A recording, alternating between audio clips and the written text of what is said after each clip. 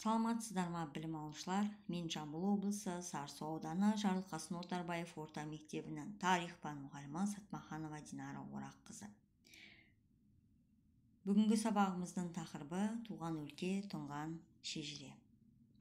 Бүгінгі сабақта сіздермен туған жеріміздің табиғаты, экологиясы, туған өлкеміздің тарихы, шежіресі туралы, жер қойнауының ең бай қорларымен, көлдермен, өзендермен, таулармен, қорықтармен, тарихи ескерткіштермен және қазақ халқының мәдениетімен таныс боламыз.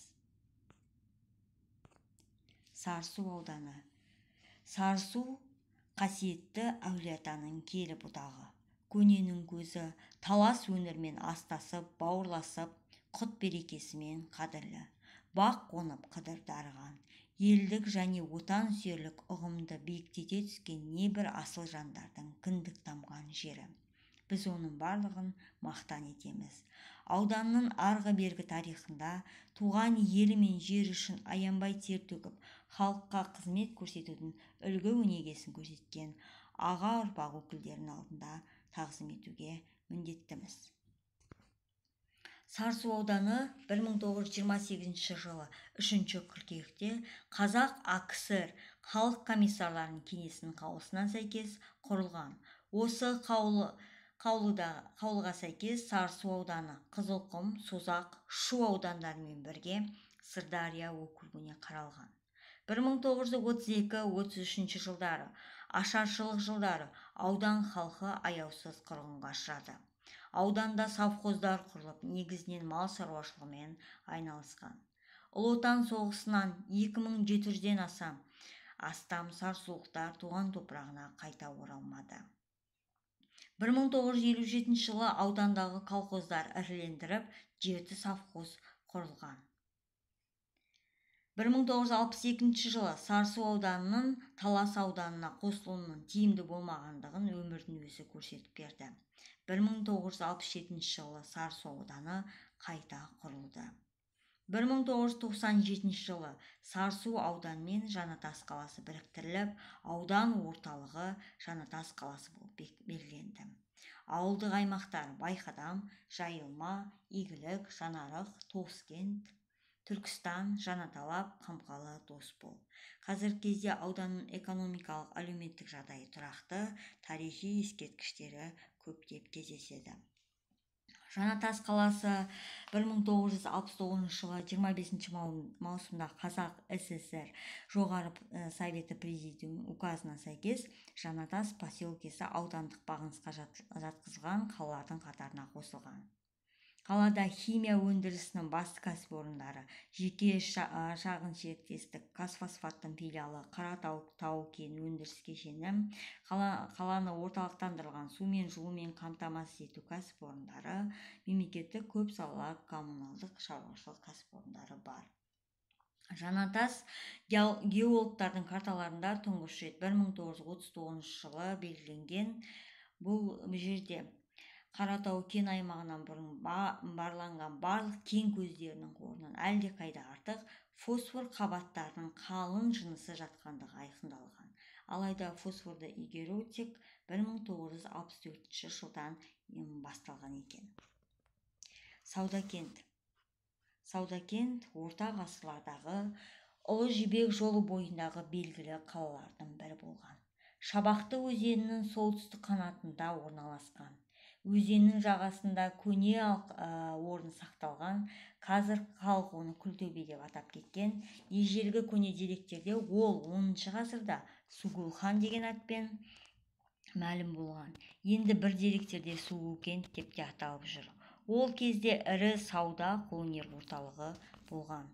Сауда-саттық саласы жақсы дамыған. Кезінде Әлкей Марғұлан мен Берінштамдардың археологиялық экспедициясы қазба жұмыстарын жүргізген. Саудакент кезінде 2 мұнаралы дуалмен қоршалған болатын.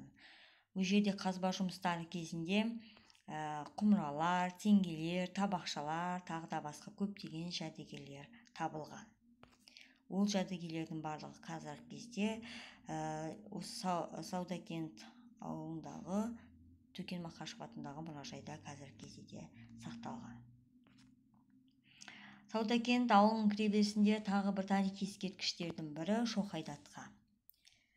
Шоқайдатқаға арналған кесене осы 2001 жылы салынған ескерткіш мүсін тұрғызылған. Шоқайдатқа Ұлы Жібек жолы бойына орналасқан Саудакент халқына Қоқан ханы Худиярдың тізесі қатты батқан кезде араша түскен. Шоқайдатқа Ресей империясына өтуге тілек білдіріп, полковник Черняев пен Астыртын хат алысып, хат берісіп байланыс жасаған. Мұны біліп қойған Қоқан жансыздары датқаға урағып өлтірген. Шоқайдатқа қырғыз бен қазақ елінің арасындағы бітімгерлік айтқан. Хан Кенесары Қасымның құнын даулап шешімін орындатқан. Ел арасында және Қоқан хандығында Шоқайдың беделді құрметті болуының өзінен мүшел жас үлкен жамағайыны Қарынбайұлы Жәкелдің ықпалы зор болған. Ол талай дауды шешкенде осы Жәкелмен ақылдасып, көбінесе ағайынның ұйғарымын қабыл алған. Шоқайдатқа көзінің тірісінде Саудакенттен өзіне сағана салдырған. 2001 жылы Шоқайдатқа ұрпақтары осы жерден Шоқайдатқаға арнап ескерткішін орнатқан болатын. Тарихи тағы бір ескерткіштердің бірі Ықылас Түкенұлы. Ықылас Түкенұлы 1843 жылы дүниеге келген. Әкесі Дүкен, оның әкесі Алтын да қобызшы болған. Оның Шора күй, Қасқыр, Қоңыр, Жезкек, Ерден, Аққу, Шыңырау күйі, Бестөре, Жалғыз аяқ, Кертолғау, Айрауық тағы басқа көптеген күйлері бар. Ұлы Қорқыттан кейінгі көш керуеніне түсіп, қобыз күйін қайта жаңғыртқан осы Ықылас Түкенұлы. Ол өнер өрісіндегі ұлы тұлғалардың бірі, ызбалы аспапта тұңғыш ұлттық саз дәстүрін орнықтырушы. Ықыластарының арқасында қазақтың қасиетті қобызы діни мистикалық міндеттен шынайы өмірді жылайды. Оның мұрасы бүкіл түркі халықтарына тән ортақ мақтаныш. Ықылас Түкенұлы 1916 жылы 73 жасында қайтыс болған.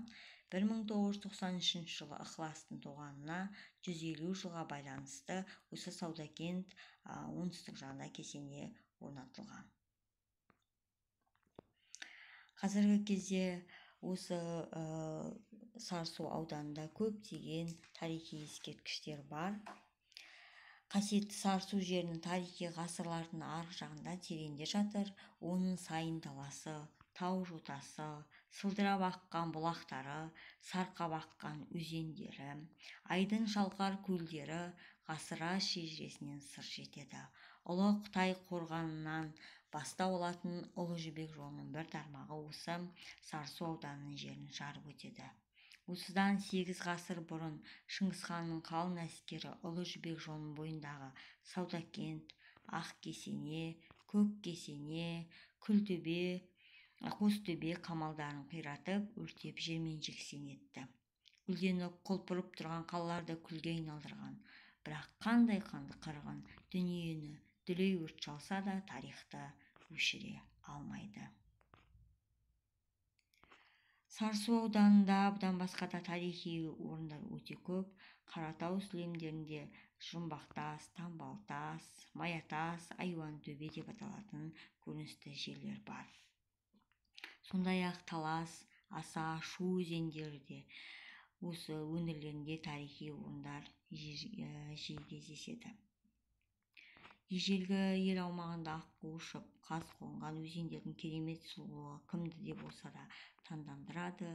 Неше алуан жазиралы далада өсімдіктер, арқар, киік, қоян, басқа да жануарлар табиғи сұлулығын арттыра түседі. Қалың сексеуіл, күндігүрде бар. Аудан халқы осы өңірде 4 түлік малды мыңғыртып өсірген, бау-бақша салып, егін еккен. Осыған байланысты Мұхтар Әуезов япырай, мынау жон өлкесі Қаратау сілемдерінің көрінісі қандай әсем, ешбір жерге ұқсамайтын өзіне тән сұлулығына таң қалдым деп таңсанған екен. Сарысу жері түрлі қазба байлықтарға бай. Аудан орталығы Жаңатас қаласы, Кеншілер қаласы. Оның іргесінде Көкжонда түрлі кен өндіріледі.